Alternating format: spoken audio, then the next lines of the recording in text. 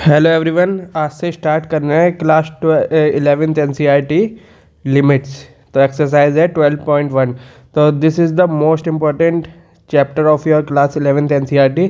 तो इसको मतलब ध्यान से समझना है, ठीक है। तो एक्सरसाइज है 12.1। तो क्वेश्चन है कि limit x tending to x+3। तो बेसिकली क्या है कि तुम्हें पहले पता होना चाहिए कि लिमिट का कॉन्सेप्ट क्या है। देखो, इसके लिए कॉन्सेप्ट वीडियो अलग आएंगी। ये केवल एनसीईआरटी क्लास 12.1 का सॉल्यूशन है। क्लास 11th की बुक है एनसीईआरटी, ठीक है। तो इसमें क्या है कि लिमिट एक्सटेंडिंग टू 3x+3 इसको कैसे कैलकुलेट करते हैं। तो एक बात बताओ, हम ये जो लिखा रहता है लिमिट एक्सटेंडिंग टू 3x+3, तो इसमें हम कैलकुलेट क्या कर रहे हैं, कोई बताएगा?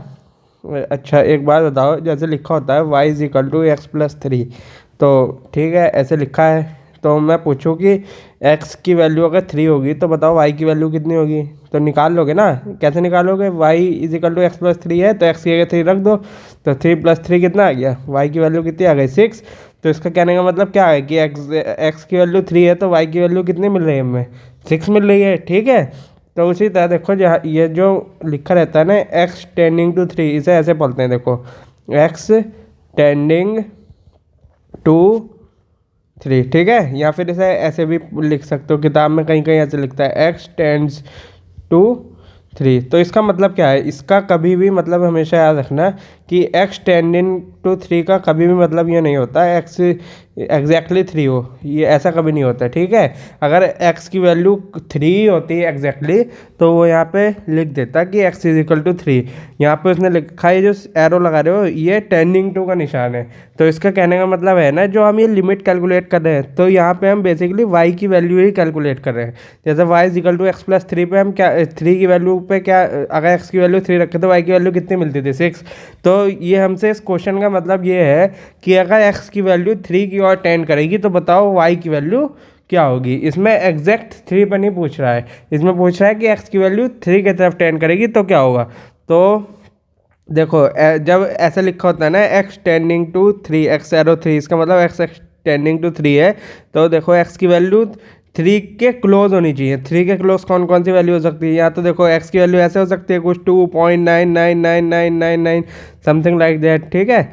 या फिर x की वैल्यू ऐसे कुछ हो सकती है 3.000000001, ठीक है। कितने भी जीरो लगा लो, कितने भी 999 बढ़ा लो। तो सबसे तो एक्स टेंडिंग टू 3 का मतलब ये है कि x की वैल्यू या तो ऐसे होगी कुछ, या फिर ऐसे होगी। क्योंकि देखो, 3 के हमें क्लोज जाना है, तो अब हम क्लोज दो तरह के जा सकते हैं। मान लो ये कोई नंबर लाइन है, ठीक है। तो नंबर लाइन है तो इसमें क्या है, यहाँ पे 0 होगा, यहाँ पे 1 होगा, यहाँ पे 2 होगा, यहाँ पे 3 होगा, यहाँ पे क्या है -1 होगा, -2, ऐसे ही तो होती है नंबर लाइन, ठीक है। तो ये पूछ रहा है एक्स टेंडिंग टू 3 है, एक्स टेंडिंग टू 3 लिखा है ना। तो देखो, अब 3 को अप्रोच करने के दो तरीके हैं। या तो लेफ्ट हैंड से कर लो, इधर से चलो तो भी 3 को अप्रोच कर लोगे, या तो राइट से करो। तो जो है दो तरीके हो गए ना हमारे पास, या तो इधर से हम 3 को अप्रोच करें या इधर से करेंगे। तो इधर के इसके सबसे क्लोज वैल्यू क्या होगी, 2.9999 समथिंग होगी। और 3 के इधर राइट हैंड साइड पर इसके सबसे अप्रोच क्लोज वैल्यू क्या होगी, 3.00000 समथिंग लाइक दैट होगी, 1, है ना। तो इसीलिए हमेशा याद रखना है कि x की वैल्यू टेंडिंग तो जब 3 है तो एग्जैक्टली 3 नहीं होती है। अब क्वेश्चन देखते हैं कि क्या है। देखो, limit x tending to 3, x+3 दिया है, तो हमेशा याद रखना है कि x की वैल्यू एग्जैक्टली 3 नहीं है, ठीक है। हमेशा लिमिट में जो भी टेंडिंग टू दी है एग्जैक्टली वैल्यू वो नहीं होती है। अब क्या कहते हैं कि x की वैल्यू यहाँ 3 रख दो। अब आप में से बहुत लोग कहोगे, बहुत लोग इसलिए लिमिट का कॉन्सेप्ट कन्फ्यूज़ हो जाते हैं कि वो कहते हैं कि कभी तो टीचर बोलता है कि टेंडिंग टू एग्जैक्ट नहीं है 3, अभी बोल रहे हो कि इसमें 3 रख के डायरेक्ट पुट कर दो। तो मतलब क्या अभी झूठ बोल रहे थे? झूठ नहीं बोल रहे हैं। देखो, जो लिमिट का कॉन्सेप्ट है ना, उसको समझने के लिए तुमको left hand limit, right hand limit, सारे कॉन्सेप्ट समझने पड़ेंगे। तो इस चैप्टर में थोड़ा पेशेंस रखना, तो पेशेंस रखोगे तभी ये समझ में आएगा। तो फिलहाल के लिए x की वैल्यू जहाँ x है वहाँ 3 रख दो। तो x+3 देना, तो x की वैल्यू 3 रख दी, और +3 तो है ही, इसमें रखो। देखो, इसे है ना, इसमें x की जगह 3 रख दो, ये वाला जो 3 है ना वो यहाँ रख दो। तो 3+3 कितना हो गया, 6 हो गया। तो ये इसका लिमिट का आंसर हो जाता है। सिंपल भाषा में अभी तक हमने क्या बोला, समरी उसकी ये है कि देखो, जो हम ये कैलकुलेट कर रहे हैं ना, limit x tending to 3x+3, ये हम निकाल क्या रहे हैं, पहले तो ये पता होना चाहिए हम फाइंड क्या कर रहे हैं। ये बेसिकली y की वैल्यू हम फाइंड कर रहे हैं, ठीक है।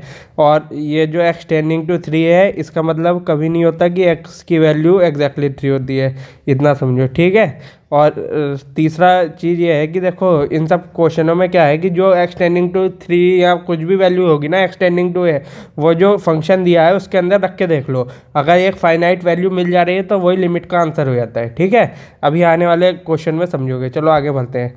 तो देखो मैंने तुम्हारे लिए ग्राफ भी बनाया है। मान लो y=x+3 हो, तो उसका ग्राफ कैसे बनाओगे, ऐसे बनाओगे। अगर मैं तुमसे पूछूं y=x+3 है, तो यहाँ पे x की वैल्यू अगर 3 होगी तो y की वैल्यू कितनी मिलेगी, तो तुम जाहिर सी बात है इसमें x की जगह 3 रख के देख लोगे, तो y=3 रखोगे, 3+3, तो y की वैल्यू कितनी हो जाएगी, 6 हो जाएगी। तो इस ग्राफ में भी देख लो, अगर x की वैल्यू, ये क्या है, x एक्सिस है, ये वाली y एक्सिस है, ये वाली y है, ये वाली x है, तो देखो x की वैल्यू 3 है तो y की वैल्यू हमें क्या मिल रही थी, 6 मिल रही थी। अभी हमने कैलकुलेट किया तो देखो y की वैल्यू 6 मिल रही है।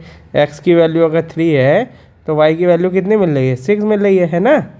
ये देखो x की वैल्यू अगर 3 है तो y की वैल्यू क्या मिल रही है, 6 मिल रही है, ठीक है। अब लिमिट में क्या हो रहा है, लिमिट में कह रहा है कि limit x tending to 3x+3, ठीक है। लिमिट में कह रहा है कि x+3 की वैल्यू क्या होगी अगर x को 3 की तरफ टेंड करोगे। तो एक बात बताओ, 3 के 10 मतलब मैंने क्या बताया, एग्जैक्टली 3 तो नहीं है, या तो 3 से जस्ट कम होगी, जस्ट कम मतलब यहाँ होगी समथिंग लाइक दैट, यहाँ पे 2.9999 समथिंग, या 3 के इधर होगी, ठीक है। यहाँ देखो कितना होगा, 3.00001 समथिंग लाइक दैट, तो ठीक है। तो अब ये पूछा है कि अगर x की वैल्यू 3 के क्लोज जाएगी तो y की वैल्यू क्या होगी। बेसिकली हम लिमिट में ना y की वैल्यू ही कैलकुलेट कर रहे हैं, हमेशा याद रखना। तो ये सब कॉन्सेप्ट ना तुम्हें धीरे धीरे समझ में आएंगे। एकदम से पहला क्वेश्चन है, थोड़ा डिफिकल्ट लग रहा होगा तुमको, कॉम्प्लिकेटेड लग रहा हो, लेकिन धीरे धीरे मैं प्रॉमिस करता हूँ जैसे एक्सरसाइज आगे बढ़ेगी ना तुम्हें पूरा समझ में आ जाएगा। तो फिलहाल के लिए पहला क्वेश्चन था, अब आगे टाइम नहीं लेंगे क्वेश्चनों में। इतना समझो कि हम ये जो लिमिट से निकाल रहे हैं क्या है, ये y की वैल्यू है, और ये जो एक्स टेंडिंग टू 3 है तो ये क्या है, x की वैल्यू क्या एग्जैक्ट 3 है, नहीं, x की वैल्यू एग्जैक्टली 3 नहीं है, या तो x की वैल्यू 3 से जस्ट ज़्यादा होगी या जस्ट थोड़ी कम होगी, ठीक है। बस इतना समझो। अब नेक्स्ट क्वेश्चन देखते हैं। नेक्स्ट क्वेश्चन है limit x tending to pi x-22/7। This is the important question of this exercise 12.1 limits. क्योंकि देखो इस क्वेश्चन में क्या है कि अभी देखो एक्स टेंडिंग टू पाई है, तो मैं फिर से कह रहा हूँ कि x की वैल्यू एग्जैक्टली पाई नहीं होगी, लेकिन फिर भी हम इसमें रखते हैं। और पहले ये बताओ कि हम इसमें कैलकुलेट क्या कर रहे हैं, इसमें हम y की वैल्यू ही कैलकुलेट कर रहे हैं, हमें याद रखना है, ठीक है। तो एक्स टेंडिंग टू पाई है तो एग्जैक्टली पाई तो नहीं होती, लेकिन हम कैलकुलेट करने के लिए क्या करते हैं, इसमें पाई रख के, जहाँ जहाँ एक्स है ना, वेरिएबल एक्स पाई की तरफ टेंड कर रहा है, तो जहाँ जहाँ एक्स है वहाँ पाई रख दो। तो पाई रखोगे तो क्या होगा, पाई -22/7। अब यहीं पे एक सबसे बड़ा कैच आता है। कैच ये है कि बहुत लोग इसका आंसर बहुत से टीचर्स के पाई की वैल्यू 22/7 कह देते हैं, और इसका आंसर क्या कर देते हैं, 0 कर देते हैं, क्योंकि वो कहते हैं कि पाई की वैल्यू 22/7 रख दो, और 22/7 -22/7 हो जाएगा तो ये 0 हो जाएगा। ये गलत है, कभी भी हमेशा याद रखना। ये बहुत इंपॉर्टेंट क्वेश्चन है एक्सरसाइज का, कि देखो पाई की वैल्यू एग्जैक्टली कभी भी 22/7 नहीं होती, एग्जैक्टली नहीं होती है, ठीक है। अब आप में से बहुत लोग कहोगे कि क्लास 10th में तो सरफेस एरिया वॉल्यूम कैलकुलेट करते थे, तो उसमें लिखा रहता था टेक पाई = 22/7। तो ठीक है, वो लिखा जरूर रहता था, वो हम सिंप्लिसिटी के लिए, कन्वीनियंस के लिए ले लेते थे, लेकिन पाई की वैल्यू एग्जैक्टली कभी भी 22/7 नहीं होती है। देखो पाई क्या है, एक इरेशनल नंबर है, उसकी वैल्यू अगर देखोगे ना 3.1415926 ऐसा समथिंग होती है, और 22/7 अगर कैलकुलेट करोगे ना अपने फ़ोन में कैलकुलेटर में भी, तो देखो क्या आएगी, 3.142857 ऐसा आएगी। तो देख लो 2 डेसिमल प्लेस तक तो सेम रहती है, और उसके बाद देखो ये डिफरेंट हो जाती है। तो बात करूँ ना 22/7 ना बड़ा ही होता है कभी पाई से, कभी भी इक्वल नहीं होता है। तो इसका आंसर जो है यहीं पर ख़त्म हो जाएगा। अगर कैलकुलेट करना चाहोगे ना तो माइनस में आंसर आएगा, क्योंकि देखो पाई ये वाली वैल्यू रख देना 22/7, और पाई की ये रख देना, तो -0.something जीरो पॉइंट समथिंग आएगा, ठीक है। एनसीईआरटी में देखोगे तो इसका बस यहीं पे करके उन्होंने छोड़ दिया है। अगर पाई की वैल्यू एग्जैक्टली अगर 22/7 होती ना तो इसका आंसर जीरो हो जाता फिर। लेकिन पाई की वैल्यू कभी भी 22/7 एग्जैक्टली नहीं होती है, हमेशा ध्यान में रखना। ये बहुत बड़ा मिसकंसेप्शन है, लोग सोचते हैं कि पाई की वैल्यू एग्जैक्टली 22/7 होती है। बहुत टीचर भी इसको गलत ही पढ़ा देते हैं।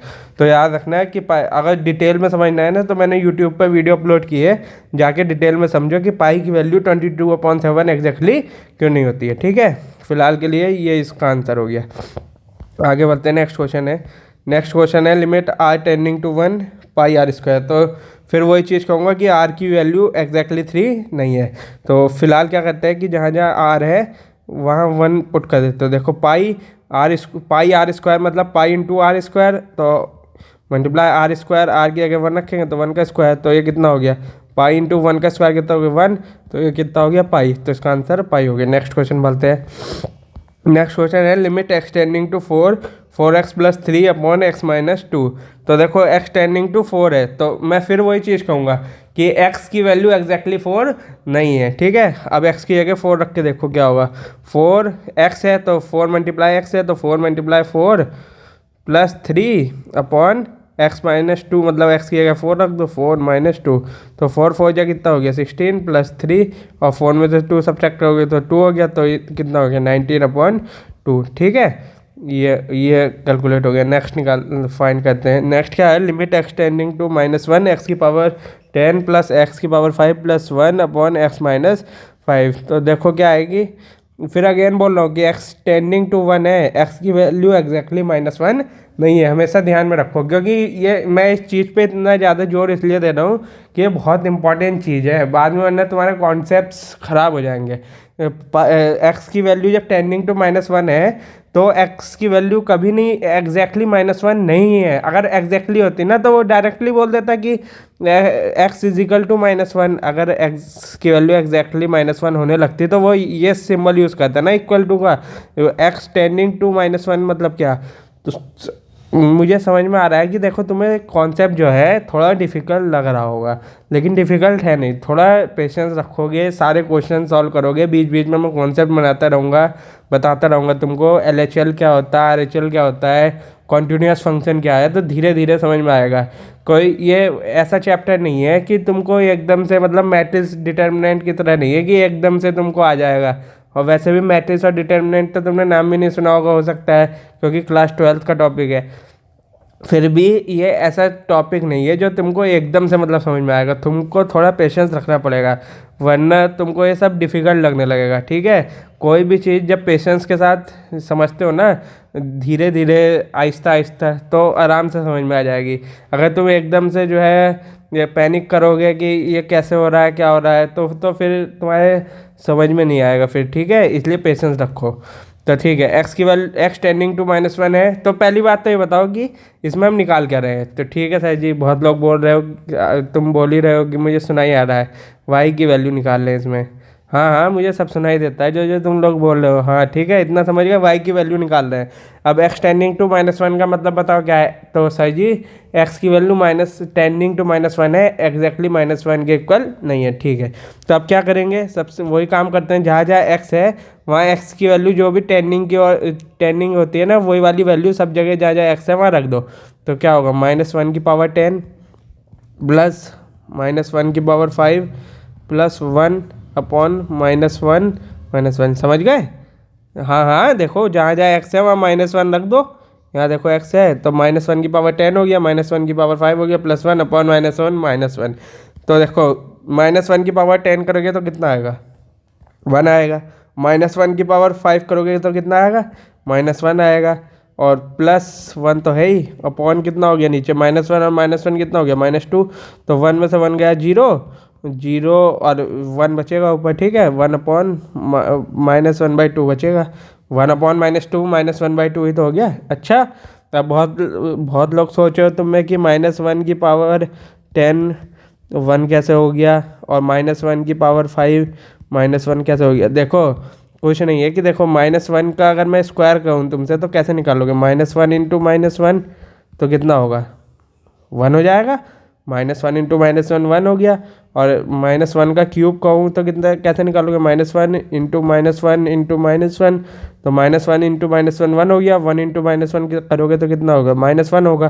तो ये चीज़ याद रखो कि -1 की अगर इवन पावर है, अगर पावर क्या है, इवन पावर है, तो वैल्यू क्या आएगी, वैल्यू आएगी +1, ठीक है।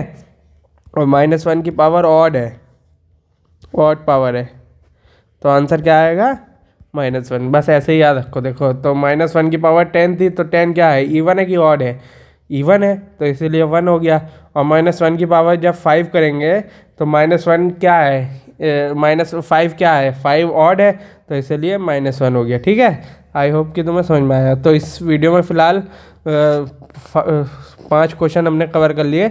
नेक्स्ट क्वेश्चन जो है 5th के बाद जो है कौन सा है, ये वाला 5 क्वेश्चन उसमें कंप्लीट हो गए। तो ये यहाँ से 6th क्वेश्चन से अगली वीडियो में करेंगे। तो वीडियो अच्छी लगी हो तो लाइक करो और चैनल को सब्सक्राइब करो, और जो जो तुमको चाहिए, मतलब कौन कौन से चैप्टर पढ़ना चाहते हो, उसके लिए भी वीडियोस मैं बना दूंगा, कमेंट भी करो, ठीक है।